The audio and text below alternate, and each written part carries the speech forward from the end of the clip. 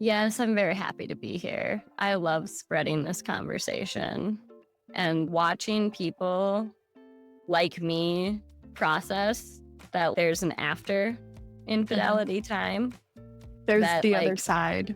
And something else that's very fascinating about, I just think it's like the fact that our affairs occurred around the same time, about like a decade ago. And you chose confrontation, staying with your affair partner, building a family. And I chose disclosure and staying in my marriage and working on repair. But the fact that we both went in such different directions and a decade later found ourselves in a room having the same conversations. Okay, so we're back from the retreat, and there was this interesting event that transpired where some of the girls that were at the retreat are podcast listeners.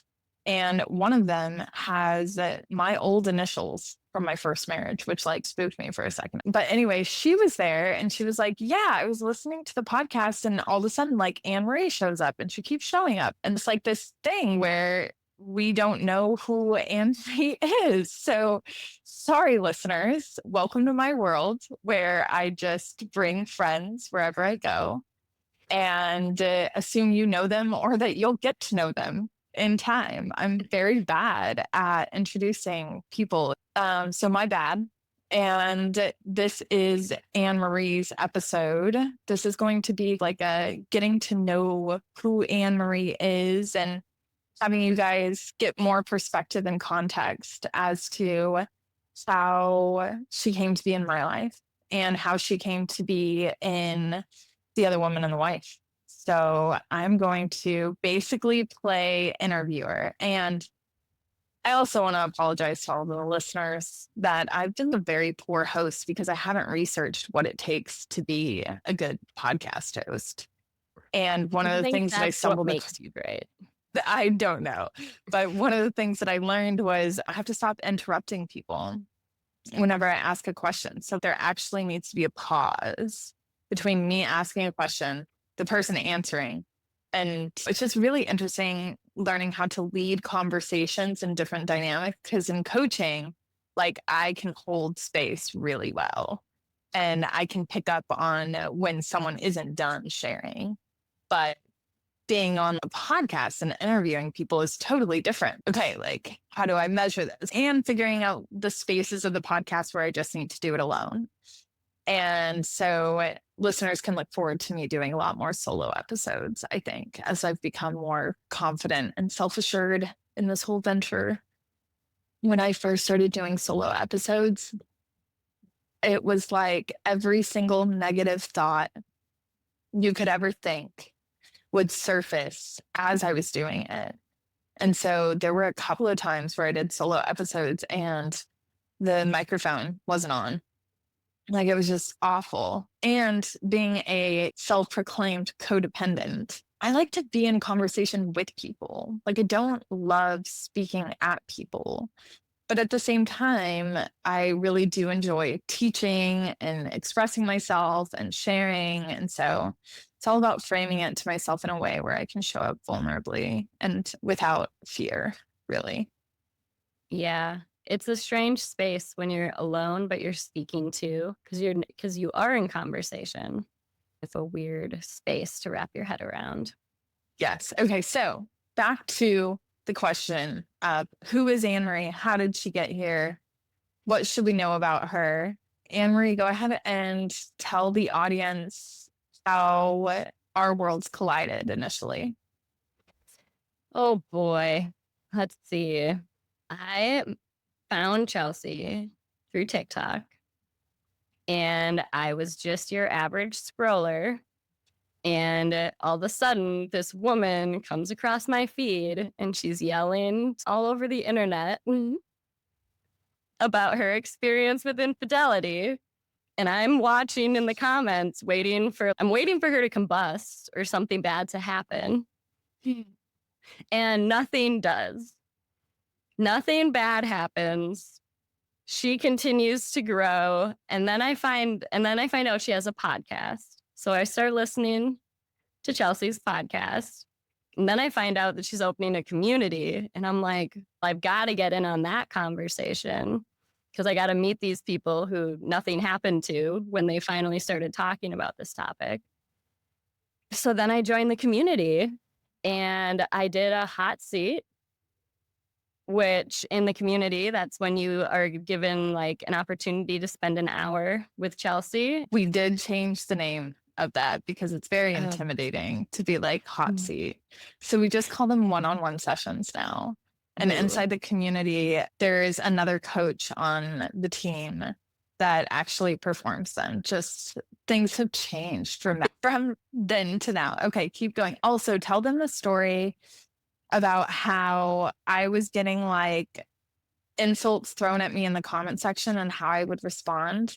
And then what that did for you, because when you shared that story with me, it was really profound and impactful. I was like, oh, so it was okay. Oh, it was helpful, but I was like being snarky and silly on the internet.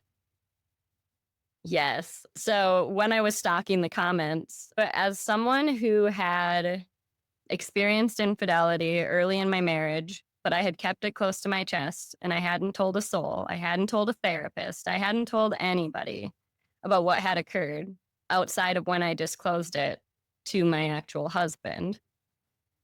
I didn't know what would happen if I started speaking out about it, but I had definitely visualized what would happen and I was not going to do it. So when I went to her comment section, there was two things that were occurring. It was affirming that everyone is as mean as I thought. It was brutal. The things that they were saying was like, oh my gosh, yep, that's exactly what I thought they would call me. That's exactly what I thought would occur.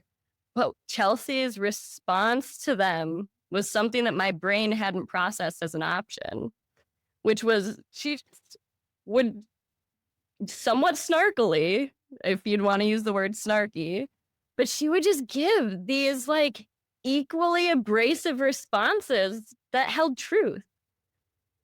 And in doing so, I realized like I had that internal monologue, but like I couldn't imagine saying it to anybody else because nobody had done it yet. And I didn't think I could be the first. Now I walk through the world with a much more like, if not me, then who mentality. But this was not me 2 years ago. Not me 2 years ago. So I joined the community and I'm fortunate enough to be one of the OG people in there. So the community is very small. And I do a one-on-one with Chelsea. I basically referenced that like I wanted to start a podcast and had some sticky notes on a wall and a microphone. That's really all I mentioned of it. And then I decided to try to spend more time with Chelsea because I had such a good time. So I scheduled the amount of time to see about setting up coaching because I knew I would benefit heavily from coaching. But I also knew I wasn't in a place to actually step into it. So I do my like individual one-on-one with no audience with Chelsea. And then I get sent to the next tier, which is scheduling the coaching. And I met the next proponent of the company, Kevin. And then I basically was like, yeah, I'm not actually here to sign up for coaching. I really wanted to meet you guys. And I will get back to you when I am ready to start coaching. And that was when this beautiful concept came up of exchanging the podcast and the coaching. So I became a coaching client, and then you guys all started just magically having me in your ear. Yeah, I basically was like, okay, I really love doing the podcast, but also listener, like if you've never seen my TikTok, let's keep it that way. However, it did exist. So that means that there's no way of wiping it from the ethers. If you really went on a deep dive, you could find some shit. But what I would do is whenever I had an insult come my way, because this whole idea came to me was like lead by demonstration. These people are in the throes of despair and hell, and I don't want them to be there anymore. They don't want to be there anymore. So I was essentially trying to model to my kids what to do in the face of judgment and animosity, especially for something I did 10 years ago. I was definitely an easy target because I don't know how the internet works, to be honest. I just know how to play around on it. And insults that were coming to me were like, I would never respect anybody who is inside of an affair. And what I would do inside of my head with that comment was like, man, like this woman doesn't even respect her fucking husband then. If her husband cheated on her and she's saying that she could never respect someone who has been inside of an affair, what is she really saying here? And I get it. She is just, it's a reaction. It is a verbal expression of anger and it helps her get it off of her chest. But at the same time, somebody who I wanted to sincerely care for reading that comment in my comment section and being like, oh my God, I'm not worthy of respect. I wanted to stand in between that. And so I would get on camera and I would very mockingly, like very immaturely guess all of the things that they were saying. Yeah, whatever. Like I'm a whole human. Thank you. But I would get up on camera and I would read the comment and I would be like, I could never respect somebody who cheats. And then I would be like, oh, thank you, because I didn't need your respect anyways. I don't remember specifically what I said, but anytime that I had like a quick wit humor response, it would take off on the internet. Okay. Like at that point in time, I was like totally comfortable with 700 views, 300 views, really didn't give a shit. Didn't know what I was doing. Didn't know what this was going to come to be at all. But I really loved the comebacks. And so did the internet. Like my comebacks were the thing that kind of initiated the growth of this entity. And one of the comebacks that I really loved was a woman who was trolling my account, leaving negative comments left and right for weeks, by the way. She had said, I can't believe you got anybody to cheat with you. Look at you. You're not that much to look at. And so I popped up on camera and I said, lady, you've never seen me with my clothes off.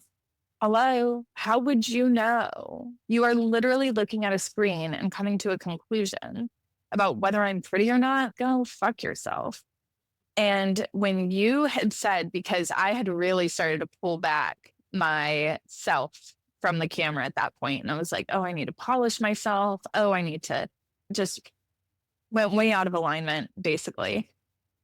And you had told me that you had witnessed somebody calling me a homewrecker and I didn't die like the next day. Like I still showed up the next day. And that moved me so much because I was like, of course I didn't.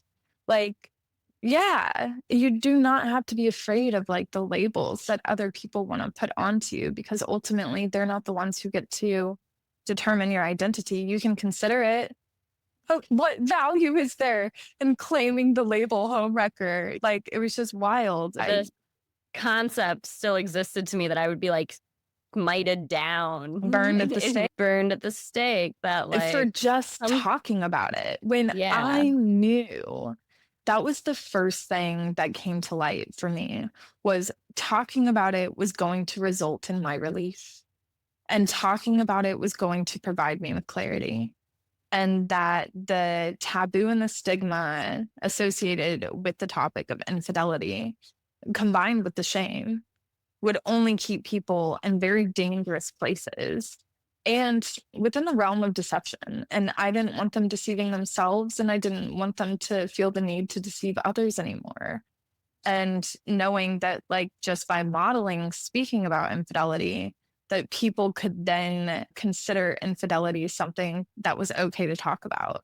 And then when you were in the community, I loved seeing you write, of course. And I loved meeting you. I felt very safe in your presence. You had these really interesting, like you were doing cold plunging and all of these things. And you had these interests that were unique to you. I had never really learned about them. You were really into yoga at that point in time. And I was like, what a rad chick. I would love to spend more time with her. And when it came down the pipeline, basically, Kevin was my manager at that point in time. He was like, Chelsea, you need to get the podcast out every week. And I was like, yeah, I can't do that. I'm too busy on the internet, dude. I'm over here putting people in their place. What the fuck do you mean I need to put a podcast out? And he had made the suggestion. He was like, hey, isn't one of your community members like interested in building a podcast and like smart? And I was like, yeah, Anne Marie. And he goes, she wants coaching. What if we did a barter situation?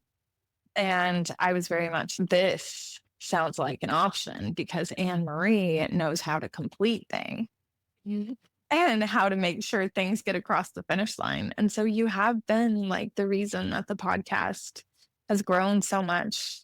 And we freaking love you for it. Yes, I'm very happy to be here. I love spreading this conversation and like watching people like me process that there's an after infidelity time. There's That the other like, side. and something else that's very fascinating about, I just think it's like the fact that our affairs occurred around the same time, about like a decade ago. And you chose confrontation, staying with your affair partner, building a family. And I chose disclosure and staying in my marriage and working on repair. Now, it was a one-sided repair attempt, so it didn't take, but the fact that we both went in such different directions and a decade later found ourselves in a room having the same conversations, we still had to do the same amount of work. No matter which way we chose, we both had to sit and do the internal work, and it led us to the same topics and conversations and thought. Yeah. And that was one of my favorite things. Yeah. And so when I think of the question, like, who is Anne Marie? Anne Marie, yes, we've shared a lot about who you are personally. But one of the things that like I love about you is that you're a mom of two. A mom of Yes. two who recently exited a marriage on your own terms. And you are becoming like one of the foundational people inside of a thriving company. What else can we share about you with the audience that allows them to get to know you a little bit more? You grow up. Where did I grow up? I grew up in Upper Michigan. So I grew up like very rural in a very like unique area to the United States. I grew up on a beef cattle farm, which is interesting. It's a nice little, not very many people have that experience. I grew up in a tiny little town, but it was considered big for our area with a graduating class of 220 people. Oh, wow. And that was considered one of the big schools. So I found myself yearning for, and that is what led me to my marriage, is my ex was in the military or was joining the military. You were a military wife. Yes. The good old Marine Corps. I've learned a lot about infidelity in the military. In this venture. I think about it a lot. I think about how it was treated, how it was talked about, how a lot like allegiances were like announced. There was no conversation about it. It was like, if this happens, this is how you're going to be treated, and this is how you're going to be treated, and this is how you'll be labeled. And there was no like actual discussions with the individuals in the relationship. But everything about the environment was a perfect breeding ground for the disconnection that leads to infidelity. And it is something that I think about a lot still to this day, because that is when my affair actively occurred. So Yeah. I got the full immersion of what that experience was like from the inside. What else would you want listeners to know about who you are? About who I am? Let's see. I am, like you said, a mother of two, and finding myself after motherhood, and then adding in divorcing. You were so afraid of divorce. I was so afraid of divorce. I was raised very Catholic, very traditional. My parents did not divorce. They're together to this day. Nobody in my family divorced. Your aunt, Your Ooh, cool aunt. I do have one really cool aunt. Yeah. And she had a divorce experience, which fascinatingly enough, she was on the betrayed side of the infidelity conversation when we got into that. Infidelity, it does these really cool things where it shifts your paradigm, the one that you operate on, no matter what side of the equation you're on. It Yeah. should, I think that infidelity should bring you to a place of what are emotions? What are feelings? What can I learn from them?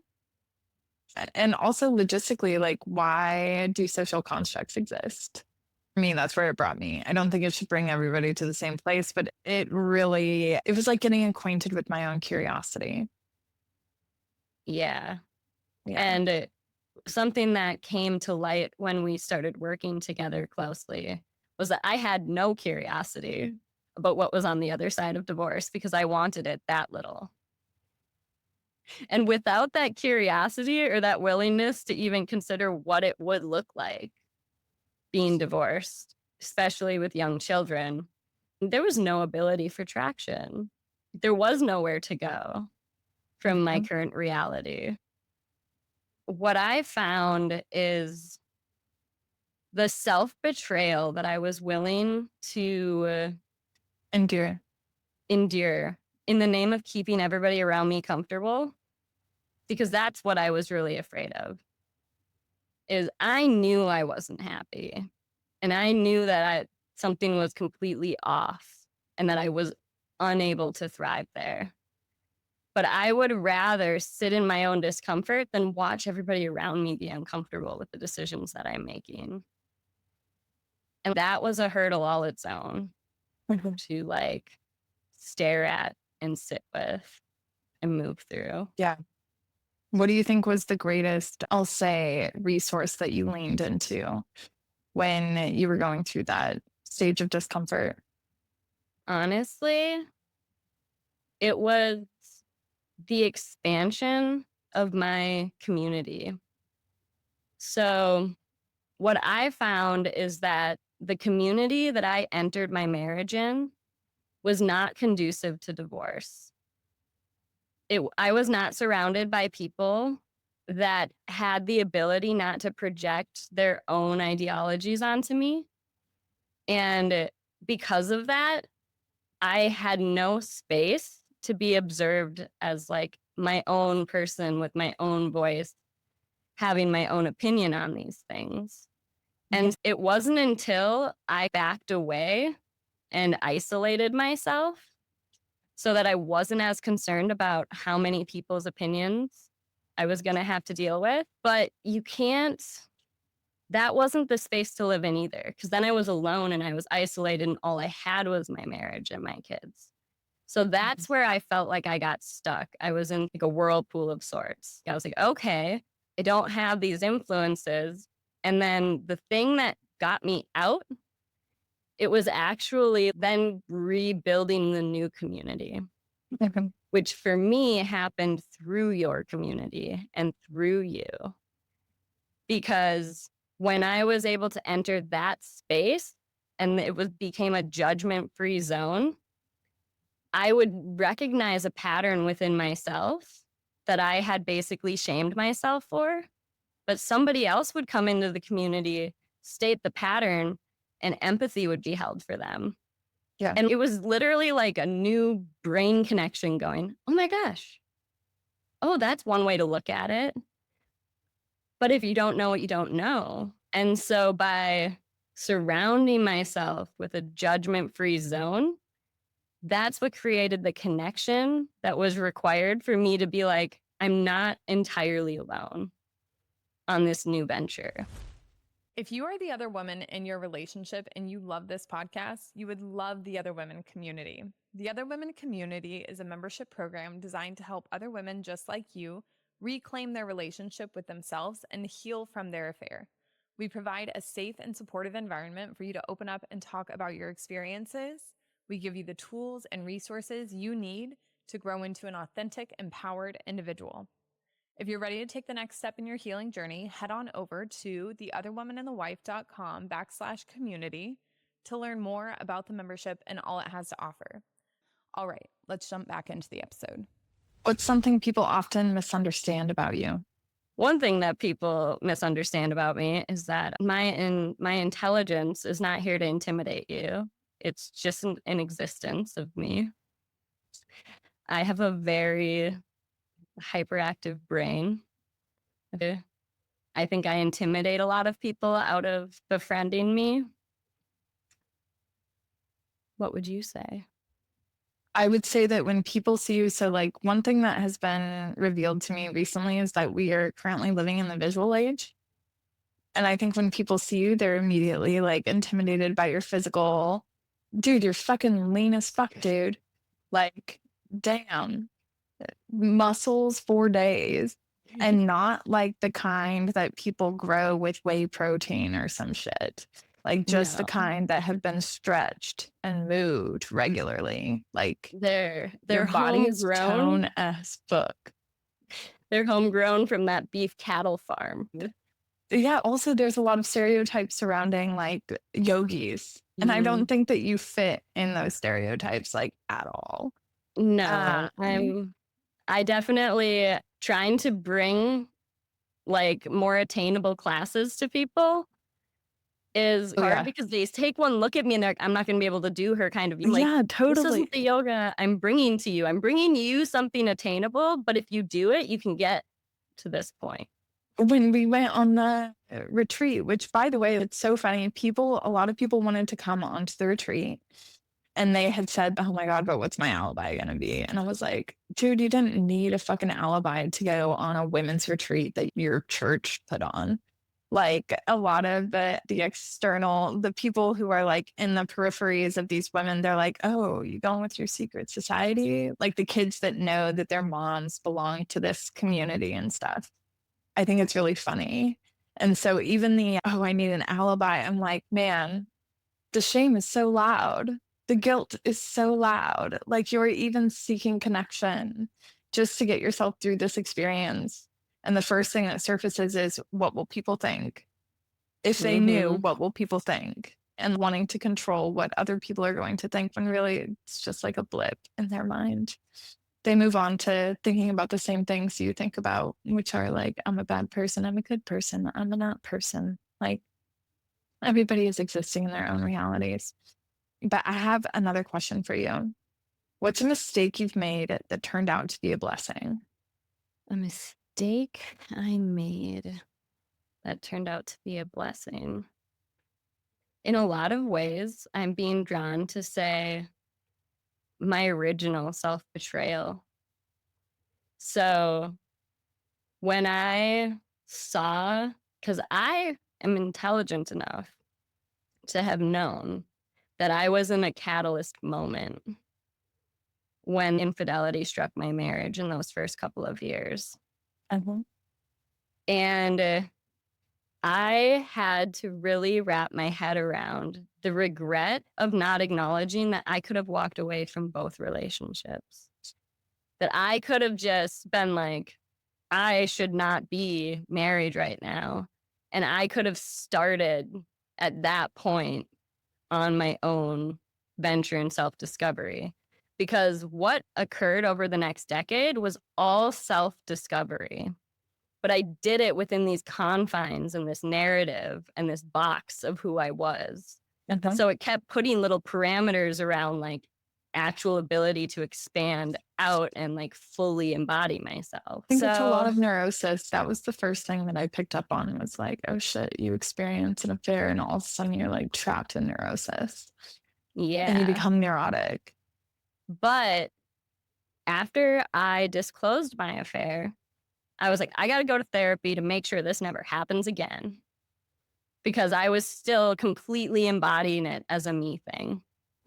And when I went to therapy, guess what we didn't talk about? The infidelity. The thing that I was there to prevent ever happening again. Because I was so sure that my prior traumas had led me to that behavior. And so I was like, I'm just going to go back and I'm going to deal with these things in my past that clearly caused me to be unstable. And in that unstable state, caused this thing to occur. And I think if I had completely and the reason why I don't regret my decision was because I had so much deconstruction to do around how I thought that I needed that safe stability that Mhm. was having my children and forming my household. And I needed that direction in order to also be dealing with this other internal stuff on the side. And I do think that if I had just bolted from all relationships at that point, that there's a really good chance that I would have spent my 20s continuing to ignore my own role in it. Mhm. Oh, And I do think that I created that stability because I knew I needed that stability to deal with these other past traumas. And then what occurred is as I continued to grow, my partner wasn't on the same train track as me. yeah. And I that's like when the that you said train confines. track. I hated whenever people would look at it as like a vertical thing, like a better, worse. He's not as mature as me. And I'm like, I don't know that you could actually determine somebody else's level of maturity and then compare it against yours. Like, that's weird. Like, you're still measuring other people against yourself and yourself against other people when we already know that like comparison isn't going to lead us anywhere, at least anywhere productive. And so you even saying he was just on another train track. I told Stan this like in his career because he was shaming the shit out of himself about taking a different title than he was expecting, like whatever. And I was like, dude, your career is like a jungle gym. Okay. Like now you're going over to the monkey bars. Let's not make things that aren't there bigger than they really are. And in that moment where like I provided that relief for him, all of a sudden it was like, oh yeah, like I can totally fully engage this opportunity that I have rather than it being a way to measure yourself against anybody else or who you think or where you think you should be. So I love that you use that train track analogy Yeah, there. I'm very specific with that verbiage for it because after disclosure, I very much felt like me and my now ex were at a train station. And it was acknowledged that our early marriage, that we both played a role Mhm. in where we were today.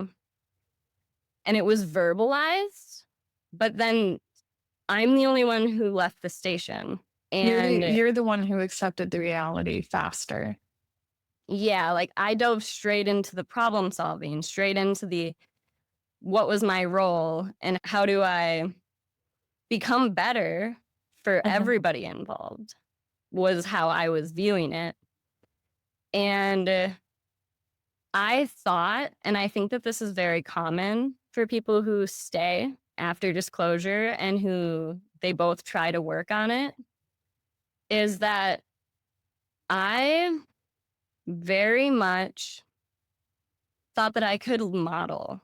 I could lead by example. We were both in uncharted territory. So if I leave the station first, then he'll come and meet me at the next stop. And if I go to the next stop, then he'll come and meet me at the next stop. And I very much believed, and it's a mentality around parenting, right? You're Okay. going to do what you model, not what you say. Okay. And so I very much focused on the modeling. And over time, I was way too many stops ahead. I was shouting back and I couldn't even be heard anymore because I was speaking an entirely different language. I had gone to a couple new countries and it was just, we were completely lost in that span of time. Okay. And raising the kids in between, you throw in that I was also having babies and each baby came with its own morphing of myself. Each baby came with me changing my degree. That is something that was very real. I was in school at the time, so I'd have a baby and all of a sudden all my priorities would change and I would shift That's my right. degree to the next thing. And then I would have the next baby and all my priorities would change. Yeah. And I didn't notice those extreme changes within my partner. And it really was an over time. It just felt like over time there was just too much space between. Yeah, I always like whenever I see people in those dynamics where someone is starting to learn a completely different language, and they're still trying to communicate with their partner, and their partner isn't interested in learning the new language. I'm like, can you accept, appreciate, and respect the person that they are choosing to be right now? Because that's what love would do, rather than demanding that they change. And that doesn't mean that you stay inside the same dynamic. It means that you shift the dynamic so that it respects both people involved. And people, like people being the priority, not the relationship or the existence of something that isn't there. Like declaring romance. How much I hate it. Yeah, I feel like we really got to know lots of you. I'll just Totally be up to you. around, still continuing to share. But now you actually know a little bit about how I came to be. Yeah, how Anne Marie came to be in her. I see your future function as like the podcast is going to be your baby and you're going to have the puppet strings and we won't have to require so much of you. Like you've basically done me a huge favor by showing up on the podcast with me so I didn't feel so alone doing it and prompting me. And now we're going to go into full production mode and really give the listeners what they want and be able to empower and educate them in a season of life where nobody's fucking doing it. I'm so mad at everybody else who claims to be doing it. I'm like, no, you're not. I'm so excited to watch the resource creation. Thank you so much for taking the time to listen to this podcast episode. We appreciate your support and would love to hear your thoughts on it. If you've made it this far, you're likely someone who is invested in the journey of being the other woman. We understand that this can be a difficult and complex experience, which is why we offer guided coaching to help you heal and move forward. We encourage you to explore the links in the episode description or visit theotherwomanandthewife.com/coaching to learn more about our exclusive coaching program and apply today. Thank you again for your support, and we look forward to seeing you in the next episode.